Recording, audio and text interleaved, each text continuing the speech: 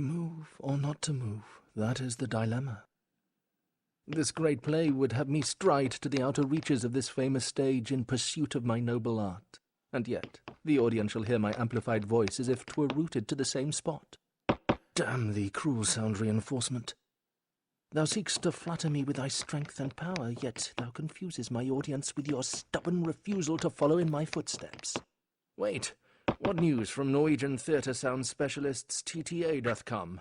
With this tiny turbo tag placed discreetly about my person, their stage tracker system will plot my every move and command that the sound system doth move my voice around the speakers as I journey across the stage. Mine too, my prince. And mine. Baby, mine as well. Mine too, partners. And mine as well.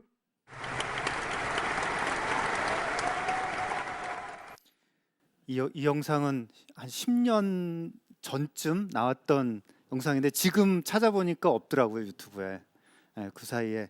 그러니까 아이고 그 공연하는 사람들의 항상 그 수건이었죠. 무대 배우의 위치를 쫓아갈 수만 있는데 아예 패닝 실력이 되면 얼마나 훌륭할까. 예, 많은 사람들이 시도를 했지만 그게 수월하지 않았고, 그래서 아까 TTA라고 하는 데가 이제 트래커, 그렇죠? 그 적외선 방식이 있고 또 무슨 방식이 있었죠? 적외선 방식이 있고 이따 화면 나오면 소개하겠습니다. 적외선 방식이 있었고 하나 더 방식이 있었어요. TTA는 이제 적외선 방식으로. 자, 중간 다 생략하고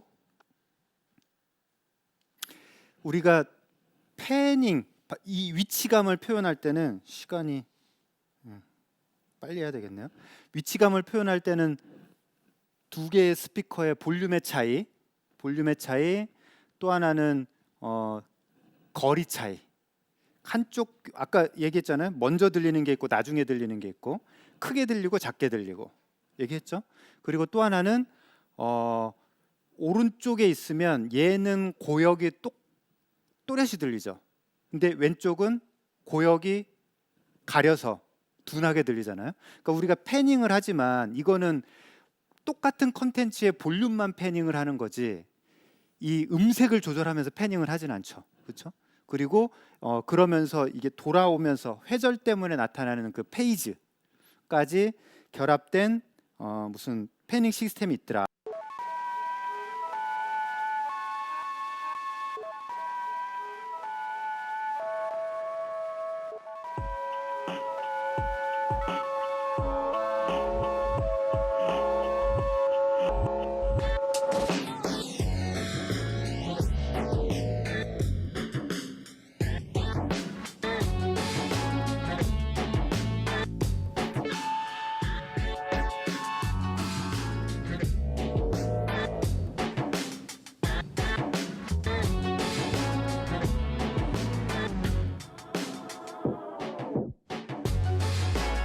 Flask can keep it, bubble up and cut right through to someone I believe in.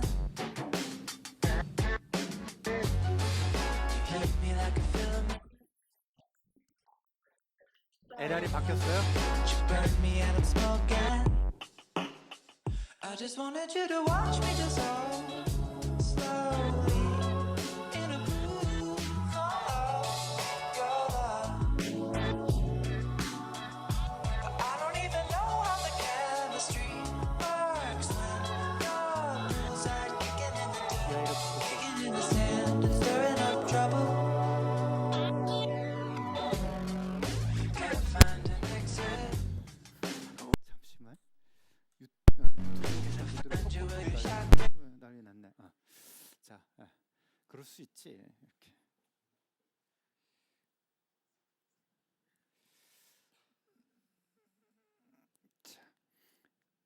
자,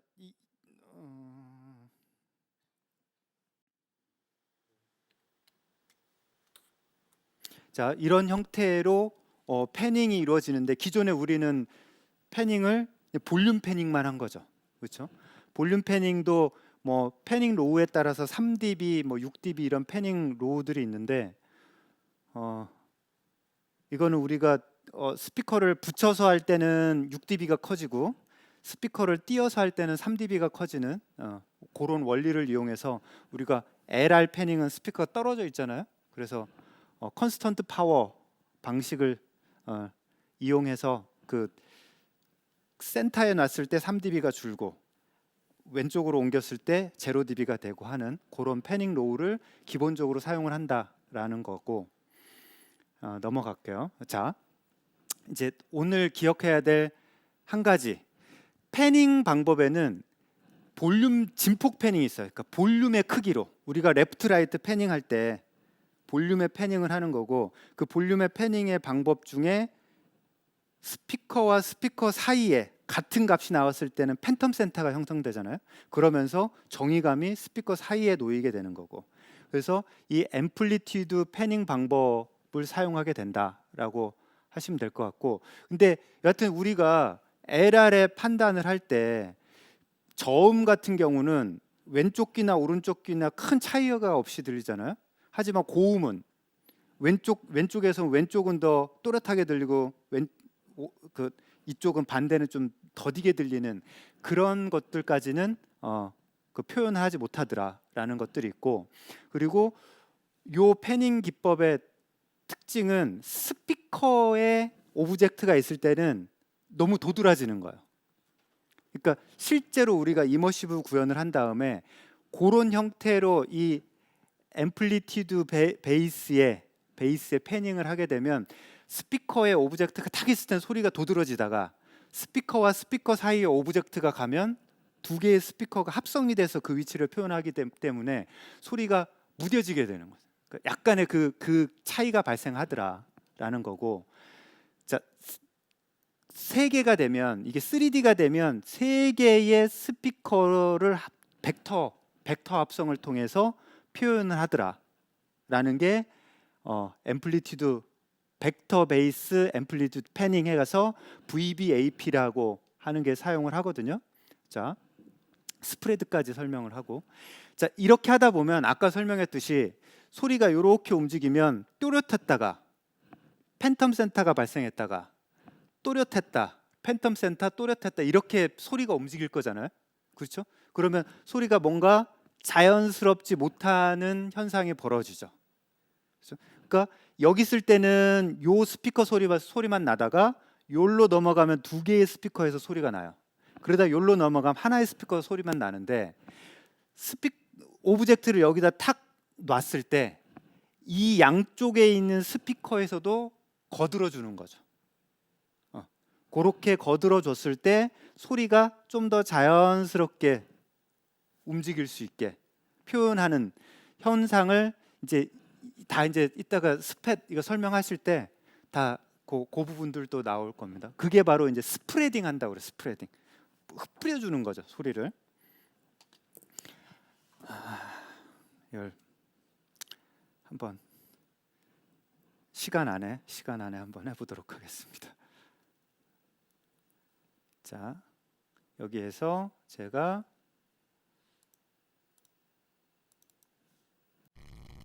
This is projected speech, recorded in a relatively dry space.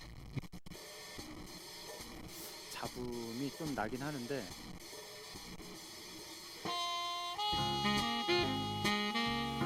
이 약간 무향실에서 녹음한 걸 볼륨을 높여가지고 잡음이 있는데 그거는 감안해 주시고요.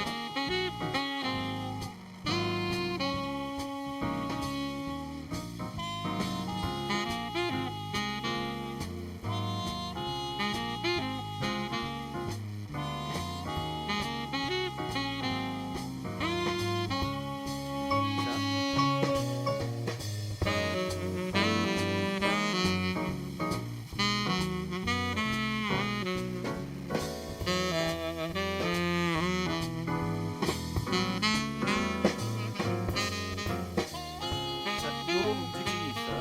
자, 얘를 제가 최대한 간단하게만 얘가 있는데 지금은 여기 있는 설정을 이해하셔야 되기 때문에 그동안 설명한 거고 패닝 타입이에요. 패닝 타입. 해서 얘를 스프레드를 한번 해볼까요? 현재 이 상태에서 음원을 선택하고 나머지 기능은 뭐 이후에 자, 스프레드 팩터를 껐어요. 그러면 여기서 레벨이 뜨는 걸로 보면 스피커에 딱 고정되면 어느 특정한 아이만 자, 이게 지금 레프트거든요.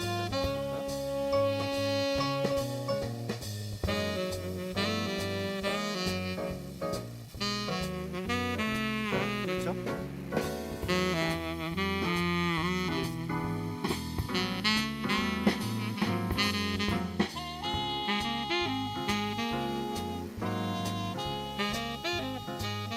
이런 식으로 움직여요.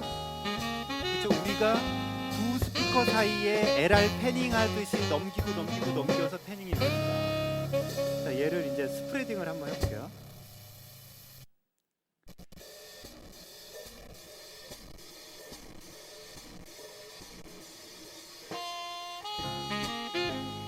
자, 많아졌죠.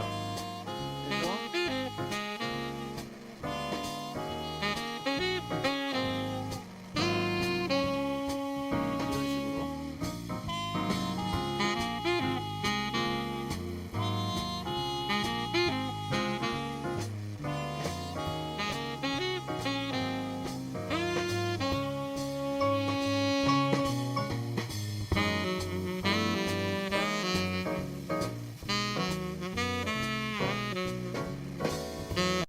자, 이런 식으로 패닝이 이루어지더라. 이해되시죠? 근데 아마 이따가 이제 여러 것들을 비교해 보면 제가 이제 다른 뭐 엘리사나 아스트로나 뭐 그 뭐죠? DMB의 DS100 이런 거에 대해서 정확히는 이해는 못해서 뭐 말씀드리기는 그렇지만 유독 이 스팻은 그냥 다 가능한 이런 장점들은 있는 것 같습니다. 자, 그리고 다음으로 설명을 드리면 자,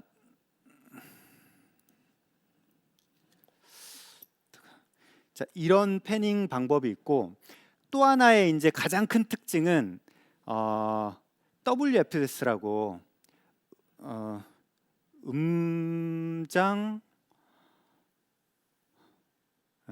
음장을 만들어내서 하는 이제 호이겐스 원리라고 해서 음원이 하나가 있으면 그렇죠? 이게 1차 음원이고 2차 음원의 파면이 형성되면 이 모든 파면에는 다 2차 음원이 형성이 되는 거죠. 그렇죠? 그러면서 이 파면들이 또 만들어낸 또 파면이 만들어지고 또 파면이 만들어져서 실제로 원음이 전달되는 이런 것들이 이제 호이겐스 원리인데 요 호이겐스 원리를 이용해서 스피커에서 여기에 음원이 있죠. 음원이 있으면 이 음원을 개별 스피커에서 표현을 해내는 거예요. 그러니까 딜레이를 이용한 거예요. 딜레이를 쭉 음원이 오면 얘 스피커가 제일 먼저 닿잖아요. 제일 소리가 먼저 닿기 때문에 제일 소리를 먼저 뱉어내요. 그리고 얘가 뱉어내고 난 다음에 얘는 훨씬 나중에 소리가 닿죠. 그럼 나중에 뱉어내요. 그 소리를. 그래서 여기에 듣는 사람 입장에서는 소리가 요런 파면이 형성되는 거예요. 그렇죠? 우리가 생각하는 라이너레이는 전체가 한 선이 같이 뱉어내니까 소리가 어떻게 돼요? 직진하잖아요. 그렇죠? 근데 스피커를 일렬로 배열했지만 뱉어내는 순서로 바꿔놓으니 무지향이 되는 무지향 음원처럼 소리가 발생을 하는 거죠. 그래서 여기서 보면 1번 소스가 있고 2번 소스가 있으면 1번 소스는 여기에 들어가서 이렇게 뱉어내니까 이 빨간색의 파면이 형성되는 거죠. 여기서 들어보면 얘는 여기서 들리는 거예요, 소리가. 그렇죠? 근데 파란색은 얘가 먼저 도착하고 얘는 나중에 도착하잖아요. 그래서 얘는 먼저 뱉어내고 얘는 나중에 뱉어내니까 여기서 들어보면 소리가 여기서 들리는 것처럼 들리더라. 이게 WFS를 구현하는 건데 실제로 이 WFS를 구현하기 위해서는 스피커가 이렇게 배열돼야 돼요. 그렇죠? 저음은 그나마 파장이 크기 때문에 하나씩 배열되고 고음은 파장이 작기 때문에 여러 개가 조밀하게 돼야 돼요. 그래야 제대로 된 WFS를 구현하는 거죠. 그렇죠? 그리고 이 WFS가 양 끝단에서는 이 더 이상 재생할 수 없는 뭔가 그 끊어짐이 발생하잖아요. 그 발생된 끊어짐 때문에 뭔가 그 왜곡이 발생하는 거죠. 왜곡이 발생하고 사이드 로브 같은 게 발생을 하게 되고, 그렇죠? 그러니까 이 WFS를 제대로 구현하기 위해서는 그 아주 조밀한 그 스피커 배열이 필요하다. 그래서 어떤 이제 특히나 DMB도 그렇고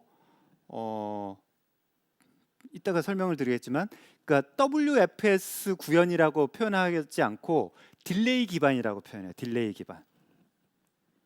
예. 그러니까 어차피 얘도 딜레이 기반이긴 한데 WFS 같은 효과를 내기 위한 그 조밀하게 우리가 일반적인 스피커 배열을 할 수가 없잖아요. 그렇죠? 그런 차이가 있다라고 해서 나오고, 일단 두 가지만 한번 비교를 해서 이거 이따가 요거 WFS 설명하실 거죠? 시연해 주실 거죠? 네, 다 해주. 네. 자, 그러면 그 설명만 하고 넘어갈게요. 시연은 이따 보여주신다고 하니까. 그래서 이제 아까도 말씀드렸듯이 진폭 패닝에서는 볼륨만 나타내는데 그 아까 왼쪽 귀와 오른쪽 귀의 그 주파수 특성의 차이를 나타내는 패닝 방법도 있고, 요까지만 설명할게요. 패닝 방법, 그런 패닝 방법들이 있겠고, 듀얼 밴드 같은 경우에는 이거를 두 개를 조합한 패닝 방법. 이렇게 설명드리는 이유는 아마 다른 것들은 이렇게 내가 이 이머시브를 구현할 때 패닝 기법을 선택할 수 있는 것들이 이렇게 많지는 않아서 이런 것들이 있다라는 걸 설명을 드리고, 그리고 여러분들이 나중에 이제 이머시브 구현할 때 어느 패닝 기법을 쓰느냐에 따라서 달라질 수 있다라는 걸 설명을 드리겠습니다. 그리고 1차 레이어와 2차 레이어가 있을 때, 그러니까 밑에서 두 개, 그렇죠? 진폭 패닝, 위에 두 개 진폭 패닝을 조합을 해서 높이 값을 나타내 주는 패닝 기법, 이런 것들도 있습니다. 그렇게 설명을 드리고, 오늘의 이제 핵심적인, 있다고 여기 보니까 아까 그 아스트로를 가지고 공연을 하시는 전문가도 계시고, 엘리사를 가지고 공연을 하시는 그 전문가도 계시고 하니까 이따가 쉬는 시간에 좀 더 디테일하게 그분들에게 여쭤보시면 될 것 같고, 이제 제가 여기서 설명드리고자 하는 거는 이제 각각의 엔진마다 이렇게 입체 음향 구현, 이머시브 구현을 위한 엔진이 있고, 또 아니면은 이머시브 엔진과 가변 잔향을 내가 선택해서 구현할 수 있는 엔진이 있더라. 여기 보시면은 DMB나 플럭스도 그렇죠. 플럭스도 그렇고 아이오소노, 뭐 메이어, 이 제품들 같은 경우는 이제 이머시브를 구현하기 위한 제품들이고, 그 DMB나 아스트로 같은 경우에는 이머시브 모드로 구현도 할 수 있겠고, 또 아니면 가변 잔향 모드로 구현할 수 있는 그런 특징들이 있습니다. 그게 이제 야마하도 그렇죠. 야마하도 AFC 엔핸스가 있고, 또 AFC 뭐 메모를 해놨는데 그거 이따 나오면 설명을 드리겠고, 그리고 이제 여러분들이 그 나중에 이제 스펙들 보실 때 입력 오브젝트를 몇 개까지 쓸 수 있는지, 출력에 대한 스피커를 몇 개까지 구현을 할 수 있는지, 그거에 대한 부분들이 나오고, 가장 핵심적인 거는 패닝 알고리즘이에요. 패닝 알고리즘. 그러니까 아까 설명드렸듯이 이게 딜레이 기반인 건지 진폭 기반인 건지 차이들이 있겠는데, 여기서 딱 정리하면 엘리사 같은 경우에는 진폭 패닝을 기반으로 합니다. 진폭 패닝. 그리고 엘리사 에러코스틱에서 나온 이제 설명 자료들 보면 이제 나름 실험을 통해서 특징이 있어요. 진폭 패닝은 그 정의감이 또렷해요. 왜냐? 군더더기 없이 소리가 나니까, 그 스피커에서. 그러니까 여기에 6개의 스피커가 있지만 실제로 스프레드를 거치지 않고 소리를 내면 하나의 스피커나 2개의 스피커에서 그 음원을 재생하기 때문에 정의감이 또렷하죠. 근데 딜레이 기반은 아까도 보셨지만 6개의 스피커에서 소리를 다 재생을 해요. 소리를 재생을 하지만 약간의 딜레이 차이를 두고 소리를 재생하기 때문에 이게 정의감, 그러니까 에러코스틱에서 어떤 실험을 했냐면 똑같이 이제 시뮬레이션을 하고 사람이 이제 평가를 하는 거죠. 여러 사람들이 무대의 어느 위치에 소리를 내고 평가자가 어느 위치에 있습니다, 얼마만큼 뒤에 있습니다를 평가를 했을 때 에러코스틱에서는 진폭 패닝이 훨씬 더 정확하더라라는, 그렇죠? 네. 그런 자료들을 제가 읽었던 것 같습니다. 그리고 그 DMB 같은 경우는 레벨 딜레이 매트릭스, 그렇죠? 레벨의 차이도 나고 그 딜레이의 차이도 내서 구현하는 요 기법을 사용했고, 아스트로 같은 경우는 여기에 WFS라고 이렇게 명기를 해서 그 WFS 방식으로 구현을 해냈고, 현재 스팟 같은 경우는 현재 여러분들이 이제 라이센스를 그 프로그램을 사용하게 되면 WFS는 기본적으로 빠져 있고 대신에 WFS라고 안 돼 있고 딜레이 기반의 패닝 방법은 들어가 있어요. 근데 WFS 모드는 없어요. 근데 조만간에 WFS 모드를 이제 심는다는 얘기가 있었거든요. 그러니까 정확히 모르겠습니다. 이게 아까도 이론적으로 본연의 WFS를 구현하기 위해서는 스피커가 그 내가 구현하고자 하는 파장보다 짧게 촘촘하게 있어야 되는데 그렇게 구현해내는 WFS가 현장에서 구현이 가능할까 싶은 생각이 있긴 한데, 그래서 아마 여기에도 WFS라고 적지 않고 딜레이 베이스라고 이렇게 적었을 수도 있겠고, 그래서 스팻에서도 기본적으로 진폭 패닝과 딜레이 기반의 패닝을 현재로서는 같이 적용하고 있다라고 이해하시면 될 것 같습니다. 그리고 메이어 사운드에서도 갈릴레오 갤럭시를 이용해서 DSP 프로세서처럼 쓸 수도 있겠고, 얘를 모드를 전환해서 그 입체 음향 구현에 사용할 수도 있는 모드로 변환할 수 있겠고, 뒤에 이제 이거 설명을 쫙 만들어 놓은 슬라이드가 있긴 한데 시간상 요 한 화면으로 대체를 하도록 하겠습니다.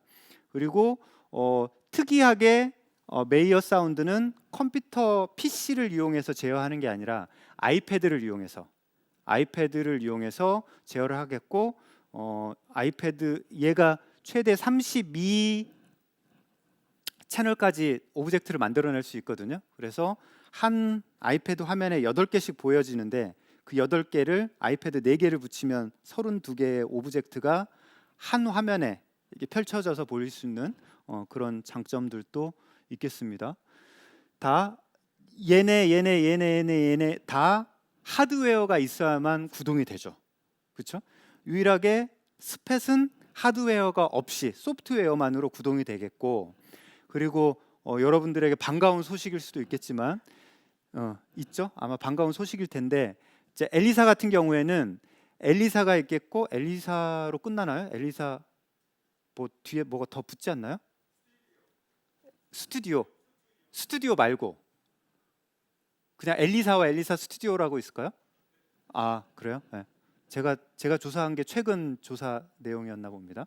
자, 엘리사라는 게 있는데 이 엘리사는 엘리사 프로세서 2라는 렌더링 엔진이 있어야만 렌더링이 가능한 모드가 있겠고, 엘리사 스튜디오라고 해서 맥 OS 기반의 하드웨어 없이 소프트웨어만으로 구현해낼 수 있는 그 제품이 현재 출시가 돼 있고, 아마 데모 버전도 있으니까 뭐 사용해 보시면 될 것 같고, 그리고 플럭스에서도 그 얼티메이트 버전이 있겠고,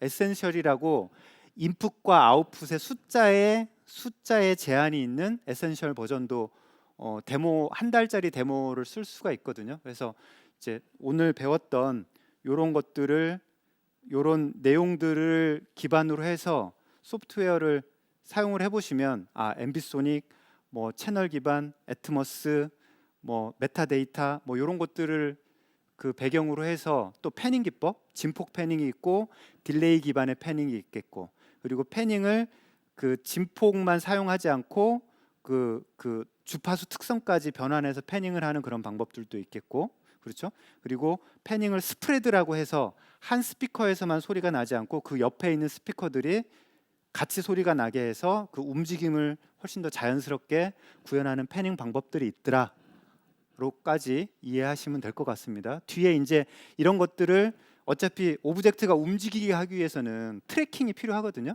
그렇죠? 움직임을 기억하기 위해서 OSC 명령을 통해서 DAW에서 저장을 했다가 오토메이션을 저장을 했다가 그거를 뿌려주는, 그래서 큐랩에서도 큐랩의 OSC 명령을 통해서 스팟이든 뭐든 이렇게 조절을 할 수가 있겠고, 그렇죠? 오브젝트의 움직임을.